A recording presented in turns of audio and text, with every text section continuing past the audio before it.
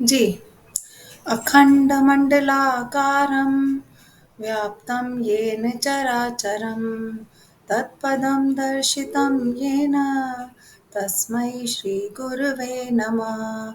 ध्यानमूलं गुरुमूर्ति पूजामूलं गुरुपदं मन्त्रमूलं गुरुवाक्यं मोक्षमूलं गुरुकृपा। हरि ओम। बहुत अच्छा।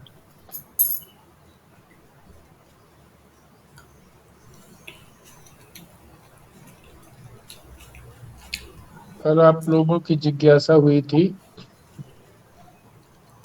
कि श्री विद्यारण्य स्वामी के विषय में कुछ बताया जाए,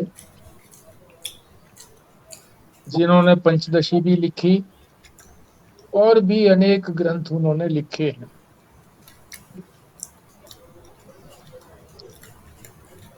तो पहले इस पर चलते हैं। श्री विद्यारण्य स्वामी जी।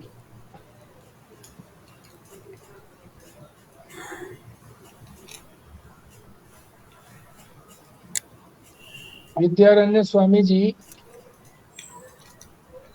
गरीब पर विद्वान ब्राह्मण परिवार के दो ब्रह्मचारी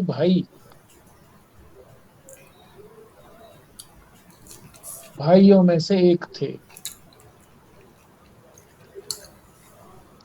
छोटा भाई सच्चे ज्ञान की खोज में दक्षिण की ओर श्रृंगेरी पहुंचे।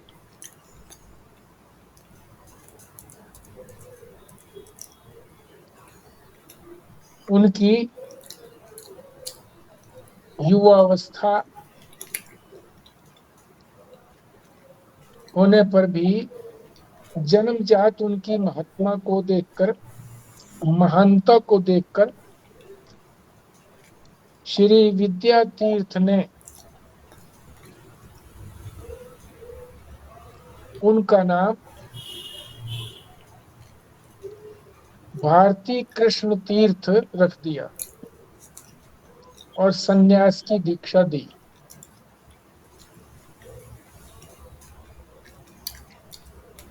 देखो, गुरु जो थे वो तो है विद्या तीर्थ, ये नाम मिलते जुलते से हैं, तो इसलिए इनको याद रखना है। विद्या तीर्थ गुरु। और जो छोटे भाई जो श्रृंगेरी आए थे, श्रृंगेरी मठ में पहुंचे थे, उनको विद्या तीर्थ गुरु ने उनके लक्षण देख करके उनको संन्यास की दीक्षा दे दी और उनका नाम भारती कृष्ण तीर्थ रखा। ये छोटे भाई की बात कही गई है। अभी विद्यारण्य स्वामी का नाम नहीं आया है, ये उनके छोटे भाई की बात है। बड़ा भाई दक्षिण की ओर नहीं गया, अपने छोटे भाई की तलाश में,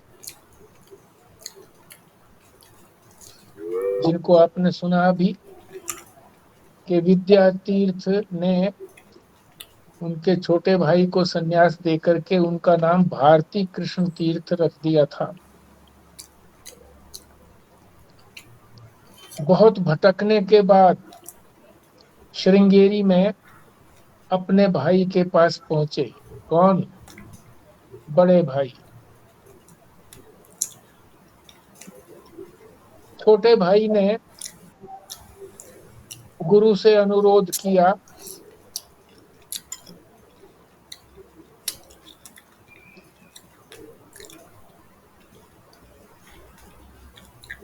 छोटे भाई का नाम उन्होंने रखा था भारती कृष्ण तीर्थ गुरु ने। उन छोटे भाई ने गुरु का नाम था विद्या तीर्थ, अनुरोध किया कि मेरे बड़े भाई को भी दीक्षा दे दीजिए।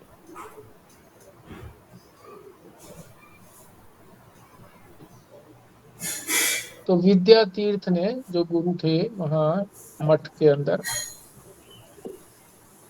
उन्होंने दीक्षा दी और उनका नाम रखा विद्यारण्य। विद्यारण्य, विद्यारण्य का अर्थ होता है विद्या का जंगल, ज्ञान का जंगल।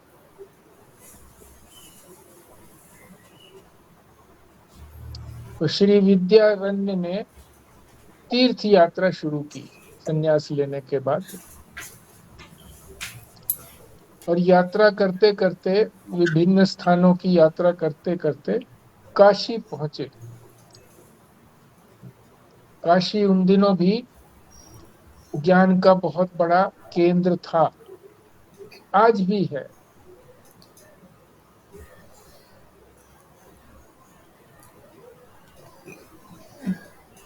वहां से वो व्यास जी के निर्देश पर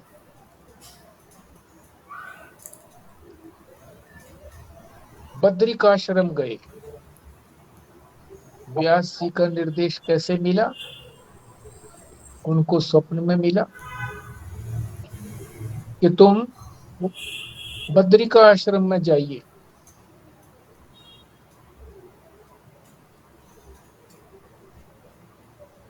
और वहां एक महान ऋषि तुमको मिलेंगे,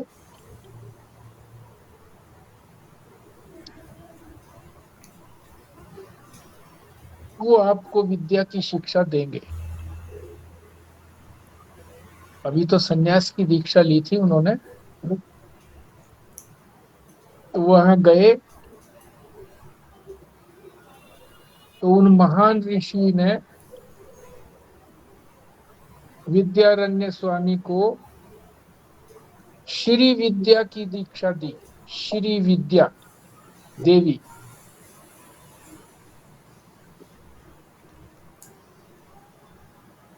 श्री विद्या की दीक्षा लेकर के दक्षिण में लौटे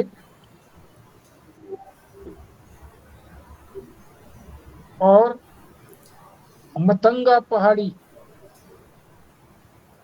पर जाकर के गहन ध्यान में लीन हो गए।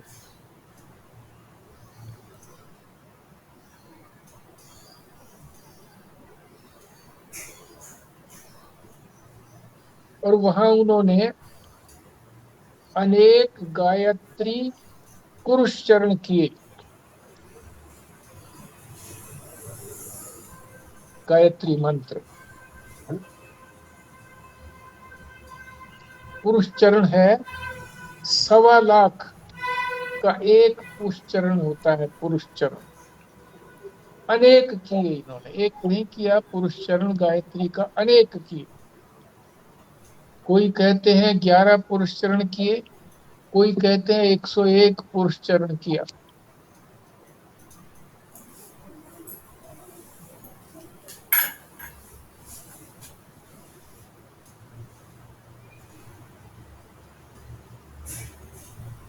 किस लिए किए उन्होंने? कि भारत को एक छत्र हिंदू साम्राज्य की स्थापना करने का इनका उद्देश्य था।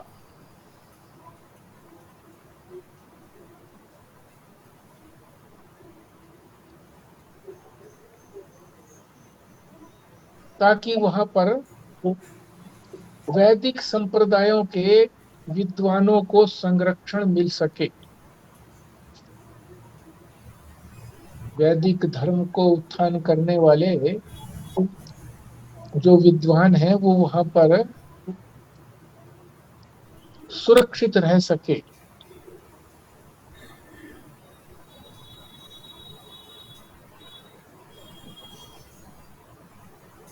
ये गायत्री के पुरुष चरण इसी उद्देश्य से किए।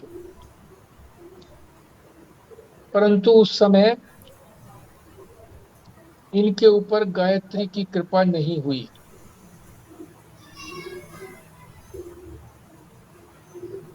जब इन्होंने पता लगाया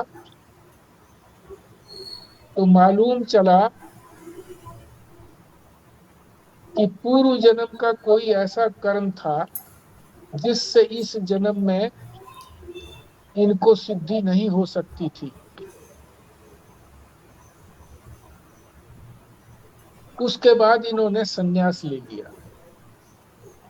अभी तक संन्यास नहीं लिया था, दीक्षा दीक्षा ली थी।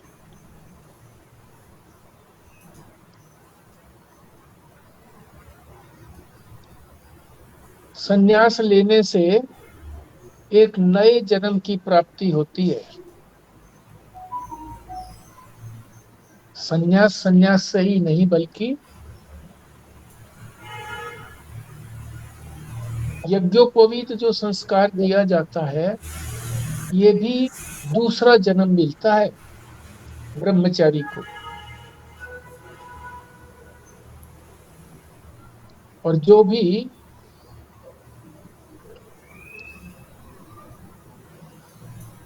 यज्ञोपवीत की दीक्षा लेता है, जिसमें से ब्राह्मण, क्षत्रिय और वैश्य, इन तीनों को ही अधिकार है जनेऊ ग्रहण करने का, यज्ञोपवीत की शिक्षा लेने का, उससे भी दूसरा जन्म प्राप्त होता है। इसीलिए इसको कहते हैं द्विज, दूसरा जन्म।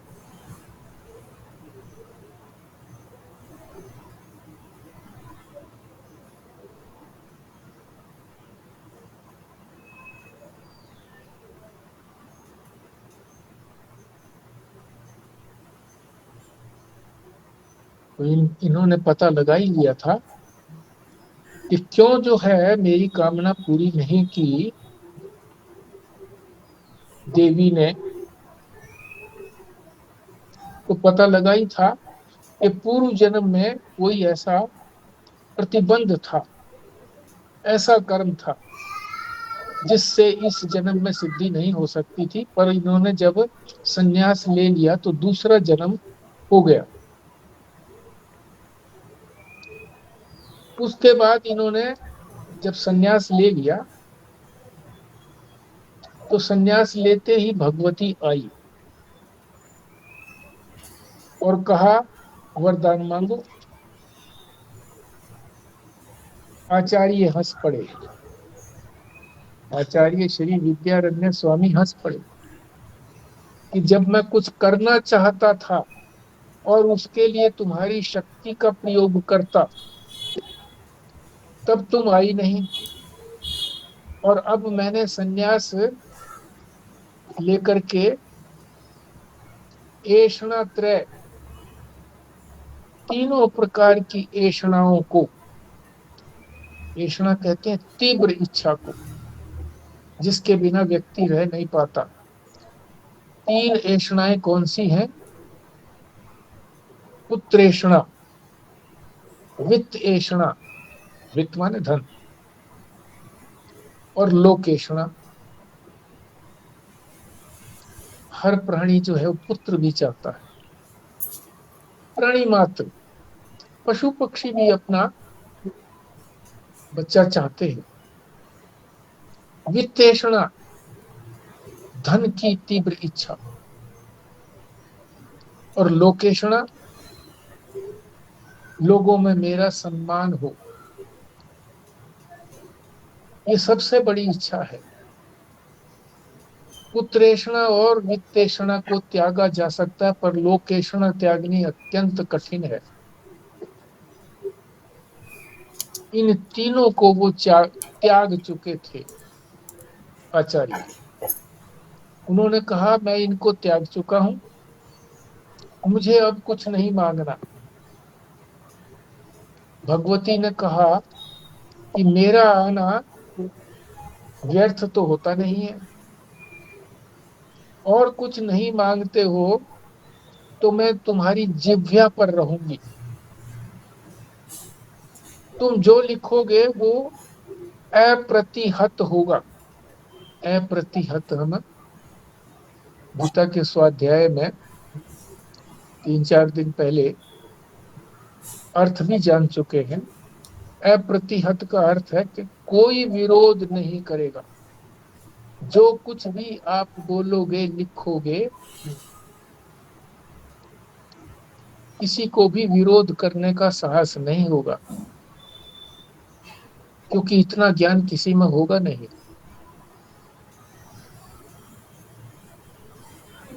इसीलिए विद्यारण्य स्वामी की को सारे विद्वानों में सबसे पहले पूजा करते हैं, पूजा होती है।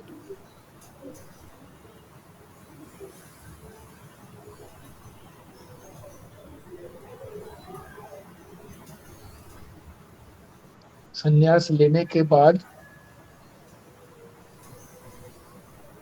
दक्षिण में गए, अपने गुरु के आश्रम में, और वहां इन्होंने बहुत बड़े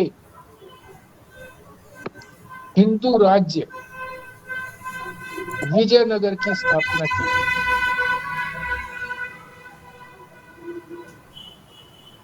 क्योंकि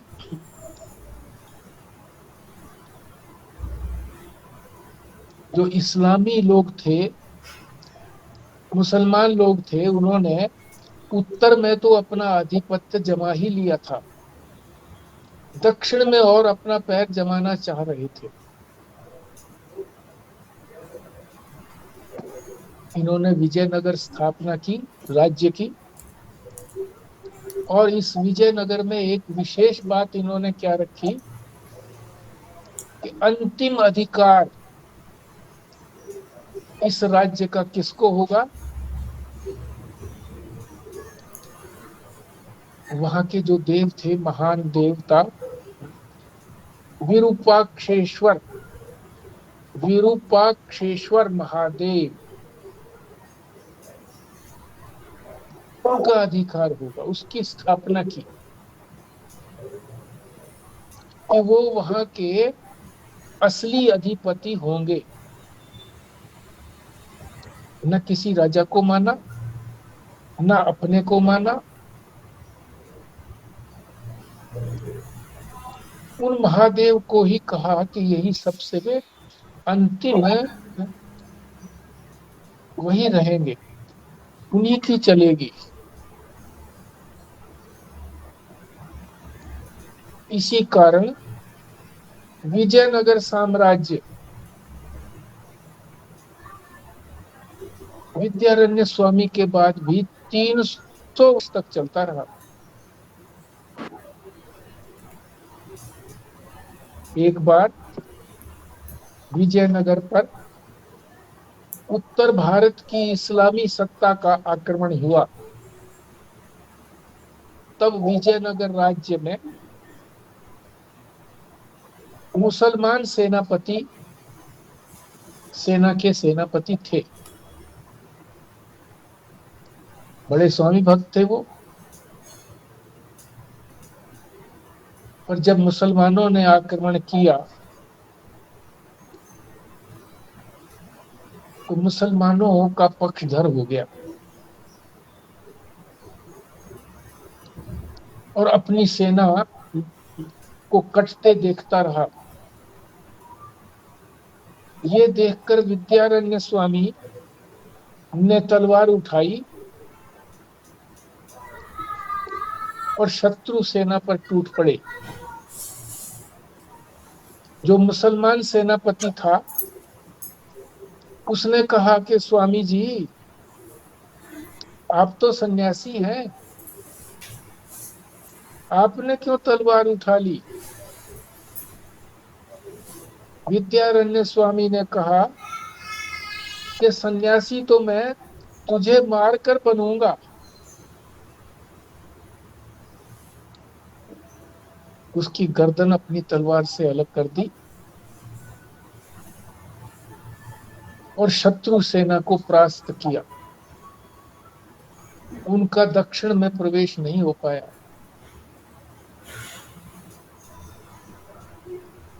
इसीलिए इनको दक्षिण का चाणक्य कहा जाता है।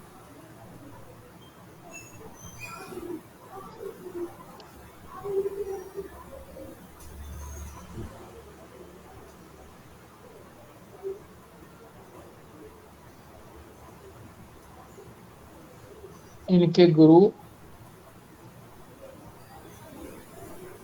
विद्यातीर्थ जब समाधि लेने लगे, अंत समय में समय पूरा होने लगा,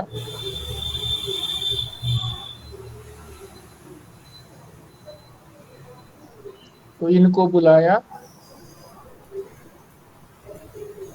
और श्रृंगेरी शारदा पीठ, शारदा पीठ नाम है श्रृंगेरी में, वहां इनको 11वां जगत गुरु शंकराचार्य बनाया, जहां ये 7 वर्ष तक उस पदवी पर रहे।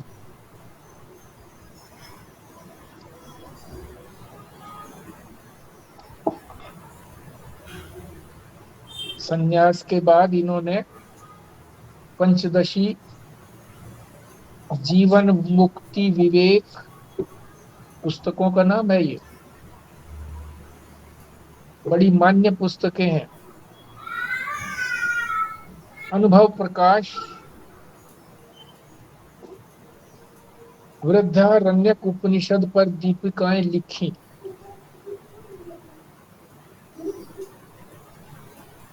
जिस पंचदशी का नाम सुनकर के हम सब लोगों की जिज्ञासा हुई थी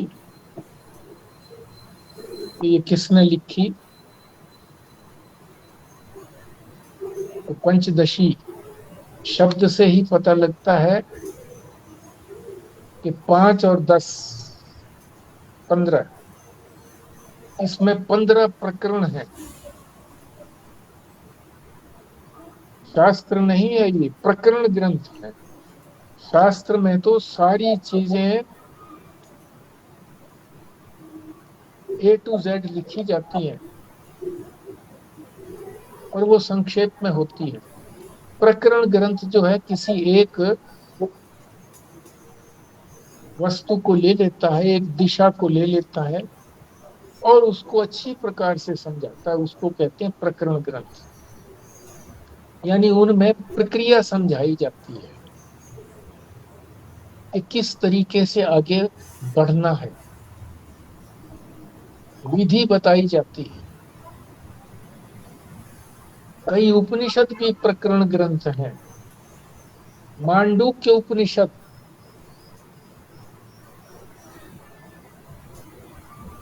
जिसको ऐसा कहा गया है कि केवल एकमात्र मांडूक्य उपनिषद ही यदि कोई अनुभव में ले आता है तो और किसी ग्रंथ को पढ़ने की, स्वाध्याय करने की आवश्यकता नहीं है। और मांडूक्य उपनिषद कितना है? केवल 12 मंत्र हैं उसमें, ये मंत्र हैं, 12 मंत्र।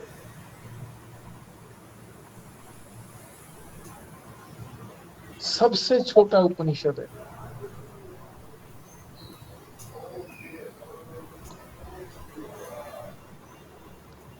और इसके ऊपर इसकी महत्ता का इस प्रकार से पता लगता है कि मांडूक्य उपनिषद पर आदि गुरु शंकराचार्य ने भी अपना भाष्य लिखा और उनके दादा गुरु गौड़पादाचार्य,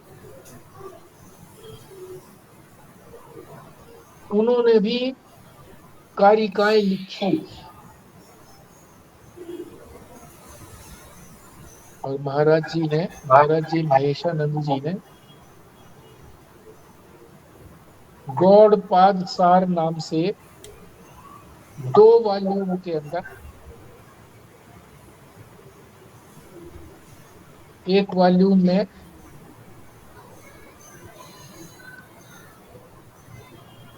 मांडूक्य उपनिषद का जो भाष्य शंकराचार्य ने किया है उसको अपने शब्दों में, सरल शब्दों में समझाया।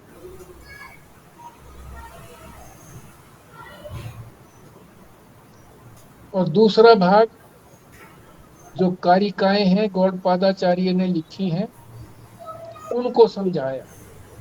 दोनों का नाम उन्होंने गौड़पाद सार नाम से रखा।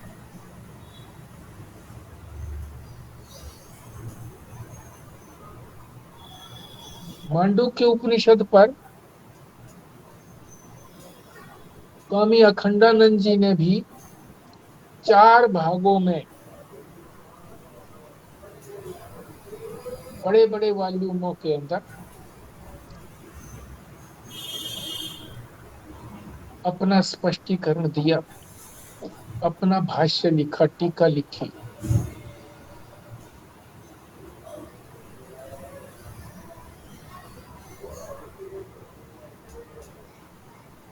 तो पंचदशी विद्यारण्य स्वामी ने लिखी। जीवन मुक्ति विवेक, ये भी एक पुस्तक है। स्वामी अखंडानंद जी ने इसको, इस पर भी अपनी टिप्पणी लिखी है। साइज में छोटी है, परंतु जब ज्ञानी शरीर से अलग हो जाता है, सारे शरीरों को के अंदर जो आत्मा है उसको अपना मानने लगता है, जानने लगता है, निश्चय हो जाता है, उसको अपरोक्ष हो जाता है, और अभी उसका जीवन काल बचा हुआ है, प्रारब्ध शेष है, तो उस समय की क्या स्थिति होती है,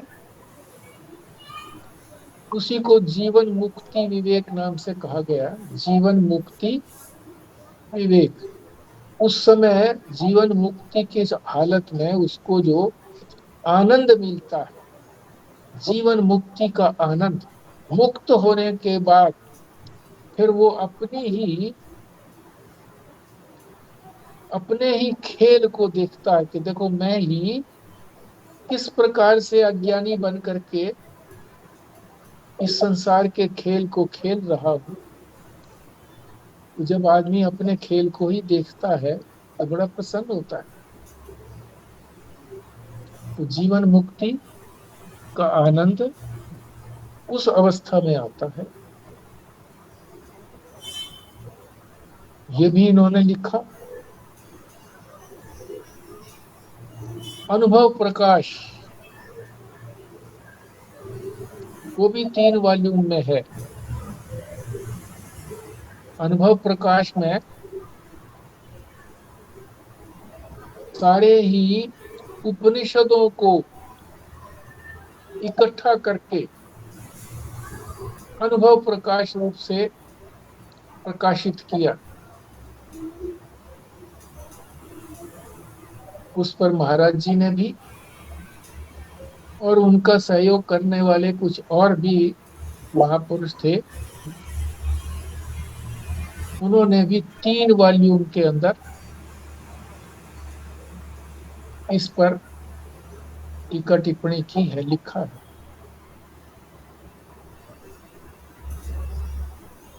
और वृद्धारण्यक उपनिषद जो सबसे बड़ा है, विरहत है, उसके ऊपर भी विद्यारण्य स्वामी ने कई सारी दीपिकाएं लिखी। तो इनकी विद्या में कोई कमी नहीं थी, क्योंकि इनकी जिह्वा पर सरस्वती बैठी हुई थी।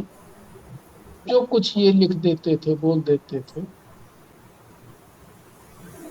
वो शाश्वत बना रहता, आज भी बना हुआ है और बना ही रहेगा। तो यही इनके विषय में कुछ जानकारी है।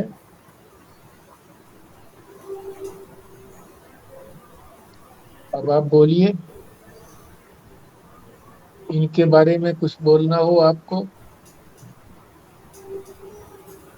और नहीं बोलना हो तो जो समय बचा हुआ है उसमें क्या करना है ये भी बताइए। और कल परसों ही कुछ एक शब्द आए थे जो मैंने कहा था कि आप इनको नोट करके रखिए, इस शब्दावली को। इस पर कभी समय मिलेगा तो चर्चा करेंगे। बहुत अच्छी शब्दावली थी, गंभीर, रहस्यपूर्ण। तो आप पहले इस पर कुछ बोलना चाहें, बोलिए, विद्यारण्य स्वामी पर। और फिर जो कुछ भी आप चर्चा करना चाहें उस पर की जा सकती है। और वो जो 2-3 दिन पहले शब्दावली आई थी, वो किसी ने नोट की हुई हो या किसी को याद हो, वो बताएं, उस पर भी चर्चा संभव हो सकती है। जी।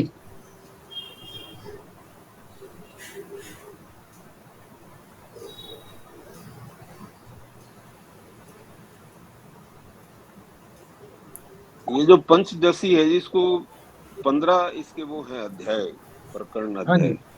हाँ जी। मैं गूगल में पढ़ रहा था, वो इनको 5-5 के ग्रुप में बांटा हुआ उन्होंने। हाँ, 5-5 के सत ग्रुप में, ठीक। सत चित और आनंद।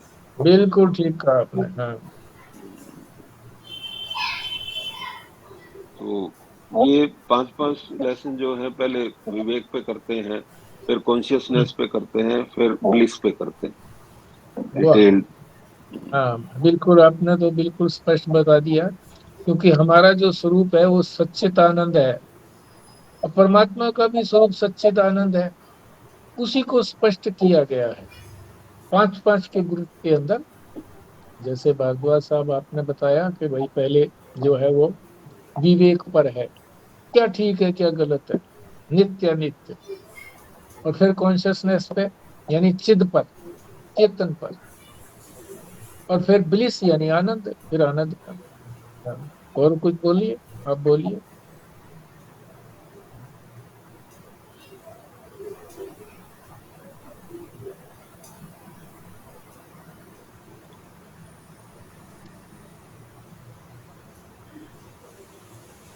4 वॉल्यूम में महाराज जी ने इसको रखा है। जैसे महाराज जी तो हाँ जी। जैसे इन्होंने बताया ना, वैसे ही इसको इस तरीके से भी कहा गया है, जैसे विवेक पंचक। विवेक विवेक के लिए पंचक। पांच जो जो इसके पांच जो है, पांच कोशों की बात करी हुई है, जैसे हम करते थे अन्न में, प्राण में, हाँ हाँ मनो में, विज्ञान में और आनंद में। हाँ। हम्म। इसी तरह से फिर दीप पंचक है, हम्म। उसमें भी वही हाँ, चेतना की बात ही है, पर उसको नाम उन्होंने दीप पंचक कर दिया है कि प्रकाश की बात करी है इसमें, जब प्रकाश प्रकाश हो की बात। जाएगा। हाँ हाँ और फिर तीसरा वही आनंद पंचक है, मतलब इसको इस नाम से भी, पंचक के नाम से भी, विवेक, दीप और आनंद पंचक के नाम से भी कहा गया है। हाँ। इसी इसी नाम से जो है वो पंचदशी के अंदर वर्गीकरण किया हुआ है, इसी नाम से बताया गया है।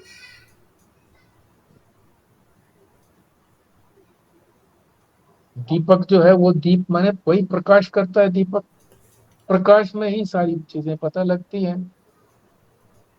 चिद रूप जो है हमारा, ज्ञान जो स्वरूप है, ज्ञान स्वरूप, ज्ञान स्वरूपता है तभी तो ज्ञान होता है, नहीं तो ज्ञान कैसे होगा।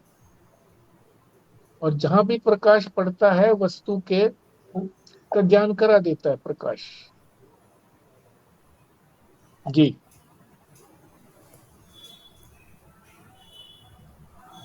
और एक आपने जो मांडुक्य उपनिषद की जो बात की, जो सबसे छोटा है, हम्म। वो क्या आपके पास है? बिल्कुल है। ना के ना होने का क्या मतलब है, उस पर तो मैंने 3 साल लगाए। अच्छा।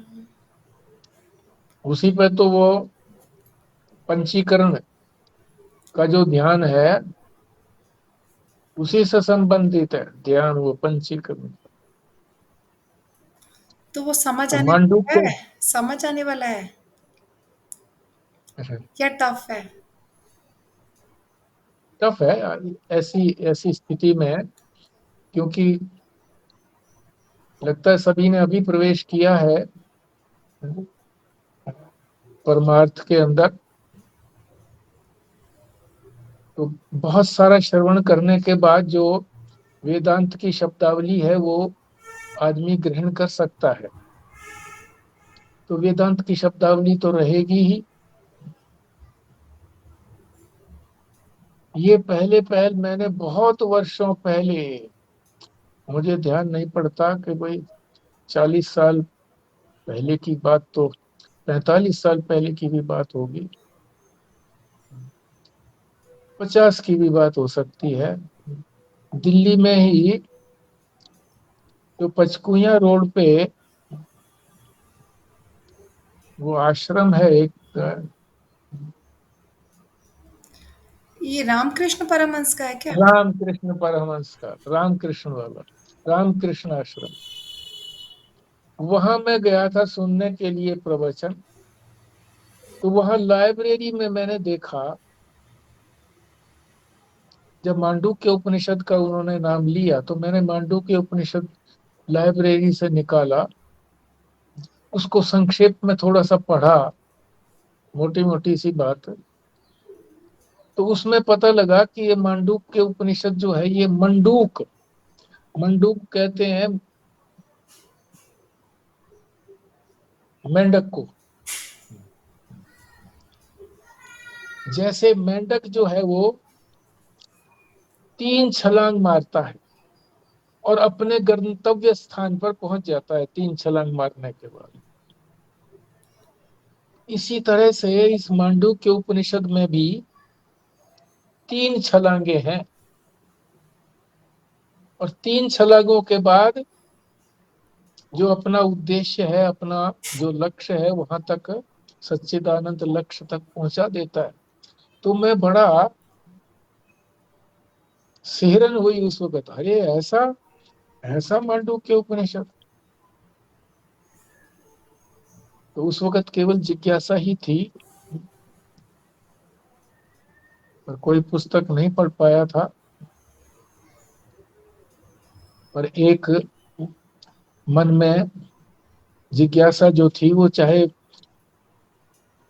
कई सालों तक सुप्त पड़ी रही, फिर जागृत हुई जब श्रवण करना शुरू किया महात्माओं का।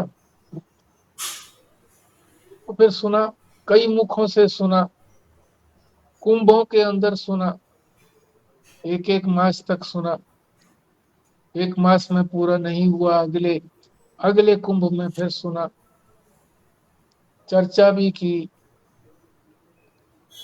विचार गोष्ठी में भी चर्चा हुई।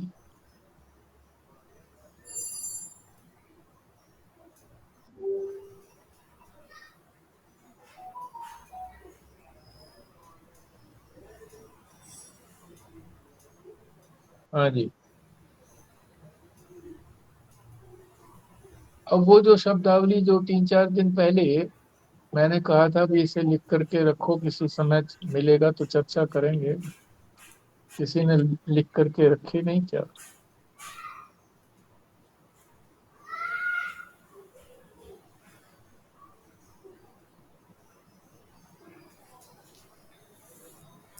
वो वैसे मैंने ही बोला था कि मैं लिख रही हूँ, और मैंने सोचा भी था कि मैं लिख लूंगी और अभी, और पर फिर मैं भूल गई मैं भी उसके बारे में। हम्म। पर मैं उसको फाइंड आउट तो करूँ। और कोई चर्चा करनी हो तो कर सकते हैं हम, समय है हमारे पास। हाँ, हाँ। मेरे को एक क्वेश्चन है, मेरे 1-2।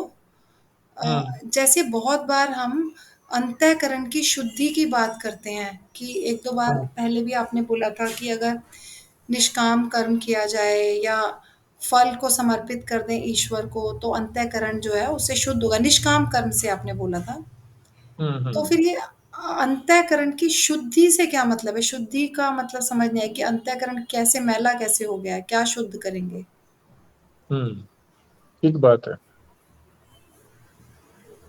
हाँ जी, बोलिए, आप लोग बोलिए। अंतःकरण की शुद्धि से अभिप्राय है जी, जो हमारे अंतःकरण है, मन बुद्धि चित्त अहंकार पर जो विकार आ गए हैं, जैसे शीशे के ऊपर धूल जम जाती है,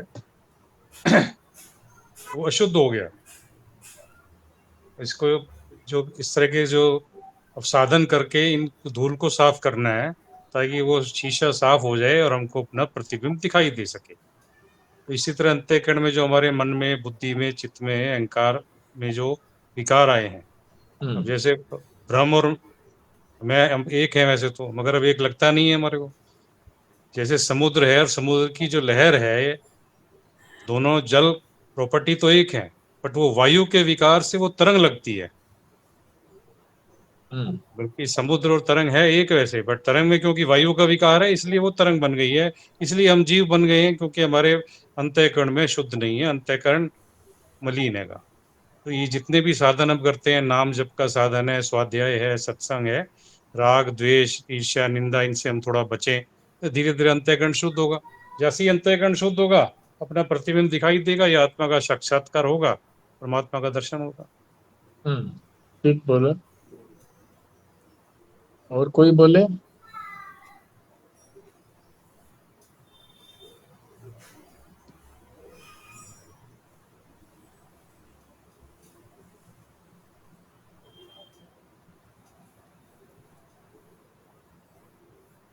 अशुद्धि जो है, मुख्य तो राग और द्वेष की ही अशुद्धि है। राग और द्वेष। राग होता है किसी से तो हम उसको चिपका के रखते हैं, और चिपकता कोई है नहीं।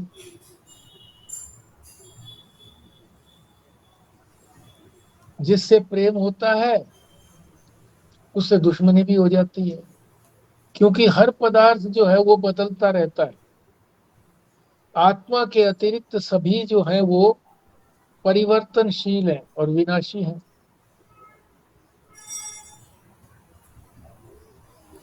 और हम उसके जब चरित्र को नहीं समझ पाते, पदार्थों के चरित्र को समझ नहीं पाते, तो उनका जो संस्कार है वो हमारे अंदर अंकित हो जाते हैं अंतःकरण में, फोटोग्राफिक कैमरे की तरह से संस्कार छप जाते हैं। और इसी तरह से जिससे द्वेष होता है, जो हमें अच्छा नहीं लगता, उसे परे हटाना चाहते हैं। तो ये राग और द्वेष जो है ये परिणाम है। हमारे अनुकूल कोई है तो उसके प्रति राग, प्रतिकूल है कोई तो उसके प्रति द्वेष। और जब हमारे से कोई दूसरा होगा तो इन दोनों में से कोई तो होगा ही होगा, देर सवेर से होगा। प्रारंभ में ना भी हो, प्रारंभ में भी हमारे पास जो कोई रहेगा तो राग से ही रहेगा, राग से रहेगा तो द्वेष भी संभावना है उसकी होने की। अति शीघ्र ही द्वेष भी हो जाएगा, क्योंकि अपनी आत्मा के अतिरिक्त तो कोई भी हमारे अनुकूल नहीं है। आत्मा सबके अनुकूल है, सब कोई भी उसके प्रतिकूल भी नहीं है। आत्मा का ऐसा चरित्र है। और आत्मा से अतिरिक्त जो भी है वो सब अनुकूल और प्रतिकूल ही रहता है। इसलिए राग और द्वेष मुख्य रूप से होते हैं। और जैसे संजय भाई ने बताया, काम क्रोध लोभ मोह सब ये राग द्वेष के ही अच्छे बच्चे हैं। ये क्या सबसे बड़ा जो विकार है वो अहंकार नहीं है, मतलब अपने आप को वो समझना जो हम है नहीं। और हाँ मतलब ये सबसे बड़ा विकार तो यही हुआ ना। हाँ, बिल्कुल अहंकार बड़ा है। सबसे अहंकार से ही सारी चीजें ये उत्पन्न होती हैं। अहंकार का मतलब यही है कि गलत चीज को मैं मान लेना कि ये मैं हूँ। मैं हूं तो उससे फिर वो तो अपने से अतिरिक्त किसी चीज को मान लेना, आत्मा से अतिरिक्त अनात्मा को अपना मान लेना। तो अनात्मा में तो ये आएंगे ही, विकार सारे आएंगे ही। ठीक बात है अहंकार। और यूं तो अहंकार की अगर निवृत्ति, अहंकार की निवृत्ति बताई थी जी, किसी एक के प्रति आश्रित हो जाए। हम्म जैसे अगर किसी में गुरु भाव हो जाता है तो हमको अपने आप कहीं लगेगा जिसके गुरु है उसके आगे हम सर झुकाते हैं। हम्म तो अहंकार भाव खत्म करने का मतलब यही है, किसी एक के प्रति ऐसे आश्रित हो जाएं कि वो जो कहे फिर वो सत्य है, वो बात ठीक है। जहां हम्म तक मैंने कहा है कि अहंकार सबसे बड़ा शत्रु तो सुना तो मतलब शास्त्रों में तो कहा गया कि काम सबसे बड़ा है। काम जो है बुद्धि में सूक्ष्म रूप से रहता है।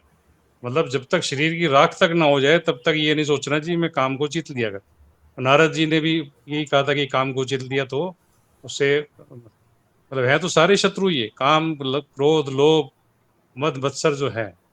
बट जहां तक समझ में, काम जो है छूटने के बाद भी सूक्ष्म रूप से बुद्धि पे रहता है। देखो, अगर इनकी परंपरा को देखा जाए तो मूल रूप से तो अज्ञान है। अज्ञान के बाद ही अहंकार आता है।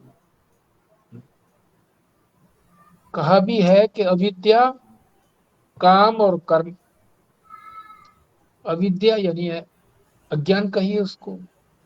अज्ञान से कामना उत्पन्न होती है, और कामना से फिर हम कर्म करते हैं, और कर्म करते हैं तो फिर उसमें फल जो है अनुकूल भी होता है, प्रतिकूल भी होता है।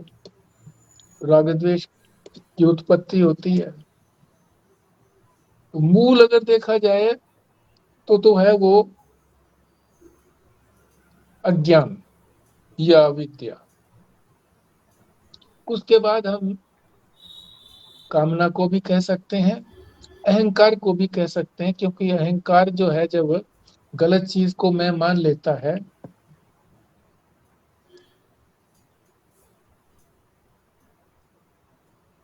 तभी तो ये सारा उपद्रव होता है। क्योंकि उसमें कामनाएं भी होती हैं, और कामनाएं जो है वो किसमें होती है? अनात्मा में होती है। आत्मा में तो कोई कामना नहीं है।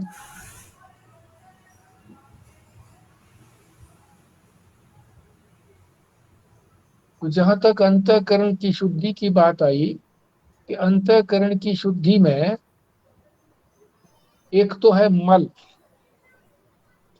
जिसका संजीव शर्मा जी ने वर्णन कर दिया कि अंतःकरण जो है एक शीशे के समान है, उसके ऊपर धूल जम गई तो वो हो गया मल। दूसरा है विक्षेप। मल की निवृत्ति कैसे होती है? चलो पहले विक्षेप को ले लेते हैं। विक्षेप का अर्थ है जैसे साफ तो कर लिया हमने शीशा, पर वो यदि वो हिलता है, इस तरह से टंगा हुआ है कि वो हिलता है, तो हमारा प्रतिबिंब भी उसमें हिलेगा, एकाग्र नहीं होगा। जिस प्रतिबिंब को हमने अपना मैं माना हुआ है, वो भी एकाग्र नहीं हो पाएगा, वो भी हिलेगा। तो यहाँ पे संकल्प विकल्प से मतलब है क्या? हिलने का मतलब जो है, जो मन हाँ, जो संकल्प संकल्प संकल्प विकल्प अंतःकरण में ही होते हैं, संकल्प विकल्प। और तीसरा जो है आवरण, कि मान लीजिए उसके ऊपर कपड़ा ही लटक रहा है, ढका हुआ है, आवरण है। तो आवरण की निवृत्ति जो है वो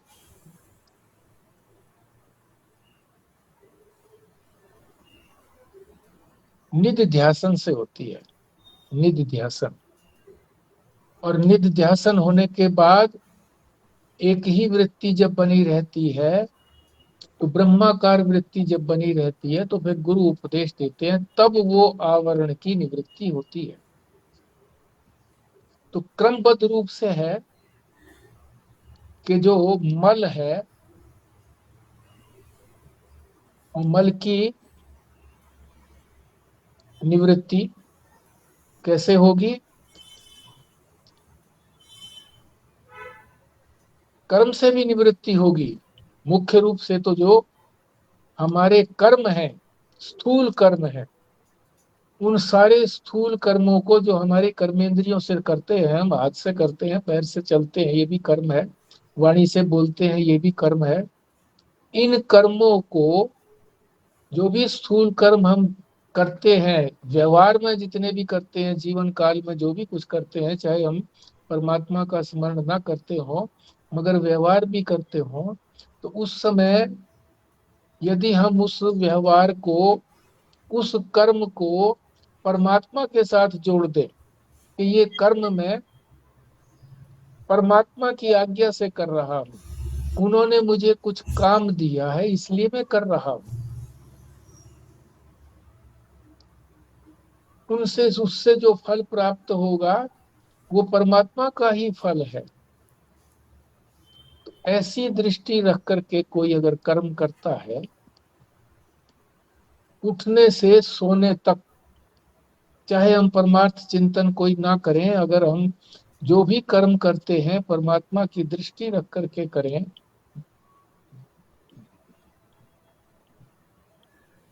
उठे जगे हम, तो परमात्मा ने जगाया है, उठो कुछ काम बताता हूं।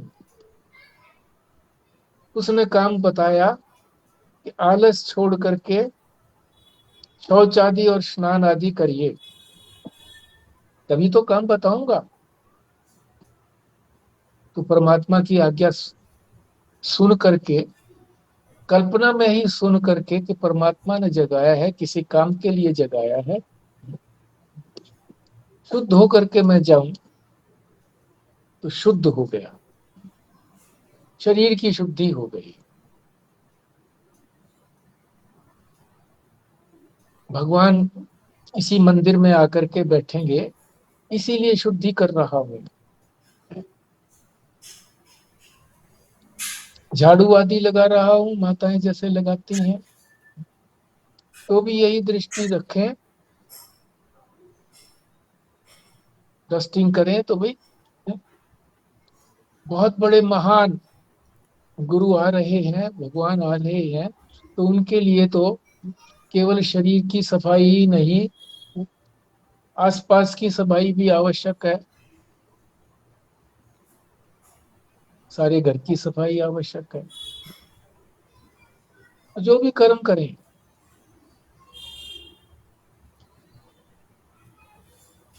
खान पान करें, जो भी कुछ,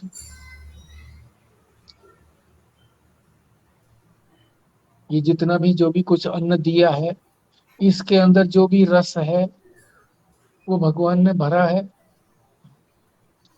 इस अन्न को हमने नहीं उपजाया, हम नहीं उपजा सकते। आप कहेंगे जी वो तो बोते हैं, हम गेहूं चना बोते हैं तो वो हम ही तो उत्पादन करते हैं। वो तो पहले से उत्पन्न किया हुआ है परमात्मा ने। वो तो हम बीज लेते हैं जो पहले से उत्पन्न किया हुआ है, उस बीज को बोते हैं। हम तो केवल उसकी वृद्धि करते हैं जो परमात्मा ने दिया हुआ है, और वो भी परमात्मा की सामर्थ्य से वृद्धि करते हैं। परमात्मा की सामर्थ्य ना हो, किसान भी जब परिश्रम करते करते बुढ़ापा में आ जाता है तो नहीं कर पाता परिश्रम, सामर्थ्य नहीं रही। पहले सामर्थ्य थी तो करता था। अन्न भी उसकी सामर्थ्य से उत्पन्न हुआ, उसके अंदर जो रस है वो भी उसी की सामर्थ्य से उन्होंने भरा है, तभी तो उससे कार्बोहाइड्रेट मिलता है, और जितने भी पदार्थ हैं वो मिलते हैं, प्रोटीन आदि भी मिलते हैं। और फिर जब भोजन अंदर करता हूं तो अंदर भी भगवान बैठे हैं, वही तो भोजन को पचाते हैं, और वही प्राण रूप से सारे संचार करते हैं, जो उसका रस बनता है, फिर रक्त बनता है, मांस बनता है। ये सारी प्रक्रिया जो है वो परमात्मा की सामर्थ्य से ही हो रही है। परमात्मा की जो माया शक्ति है वो सब जगह विद्यमान है। परमात्मा के आदेश से वो माया शक्ति ऐसा करती है। जो भी कोई भी बिजनेस में जाए, क्लिनिक में जाए, किसी काम से जाए, तो ये परमात्मा को दृष्टि में रख करके जा रहे हैं कि परमात्मा ने ये कर्तव्य मुझे दिया है। अभी चाहे हम रिटायर हो गए हैं, पर अभी भी काम हमारा बचा हुआ है, तो उसको यदि हम कुछ कर रहे हैं, परिवार के लिए कुछ कर रहे हैं, तो यही समझ करके कि परमात्मा अभी हमें इतना ज्ञान नहीं हुआ है, इसलिए हम परमात्मा की दृष्टि रख करके ही जो भी कुछ कर्म करें। तो ये स्थूल दृष्टि जो है ये मल को दूर कर देती है, और विक्षेप जो हिल रहा है शीशा, वो परमात्मा के प्रेम करने से होगा। उसको निकट बैठ करके स्थूल कर्म नहीं करना, सूक्ष्म कर्म करना है। उनकी महिमा का गान करना है,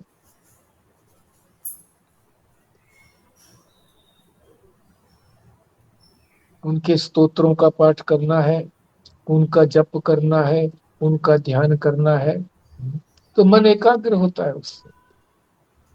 इस विधि से मन एकाग्र होता है। तो मल की निवृत्ति स्थूल कर्म से, विक्षेप जो हिलता है हमारा अंतःकरण यानी मन हिलता है, संकल्प विकल्प करता रहता है, तो वो एकाग्र कब होगा? जब हम परमात्मा के निकट बैठ करके जप ध्यान आदि स्तोत्र आदि का पाठ करते हैं, पूजा करते हैं, तब होता है एकाग्र। फिर आवरण जो है, जब हमें निश्चय हो गया कि परमात्मा का ये स्वरूप है, मेरा भी एक ही यही स्वरूप है, और इसमें हम बैठ जाते हैं, और परमात्मा का स्वरूप तो व्यापक है, तो ब्रह्माकार वृत्ति हमारी बनती है। तो गुरुदेव जो है वो महावाक्य का उपदेश देते हैं और ज्ञान हो जाता है, तो आवरण की निवृत्ति हो जाती है। तो ये अंतःकरण की शुद्धि का, अंतःकरण की शुद्धि क्या है, अंतःकरण में अशुद्धि क्या है, शुद्धि कैसे करनी है, सारा उपाय इसमें हो गया। हमारा समय भी लगभग पूरा हो गया।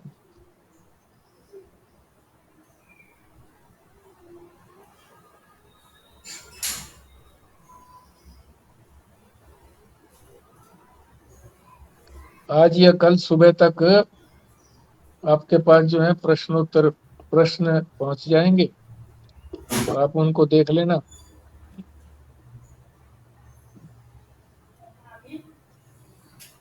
और अवकाश चाहिए तो वो भी बोल दीजिए कि भाई हमको देखने के लिए अवकाश चाहिए, प्रश्नों के उत्तरों को समझने के लिए, देखने के लिए, ढूंढने के लिए, तो आप बता दीजिए।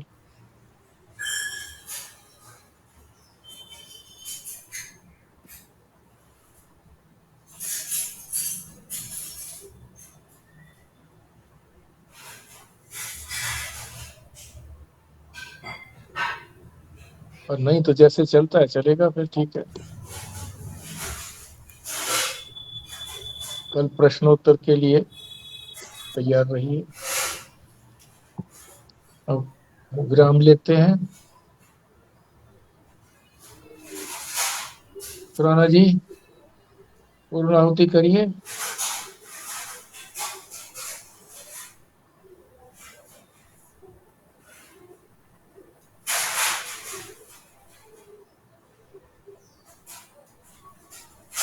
हाँ जी बिमला जी आप करिए।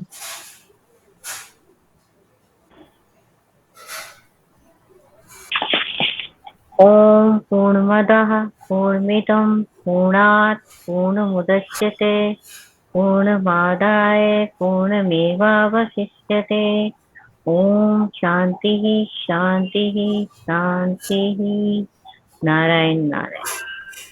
थोड़ा सा इसको एक बार फिर देख लेना, आप कहीं मिसिंग रही है, देख लेना। पूर्णस्य ठीक है। मिसिंग रहा, पूर्णस्य। हाँ हाँ ठीक है, पता नहीं कैसे रह गई, रोज करती हूँ। ठीक है। ठीक, नारायण। नारायण। नारायण जी नारायण।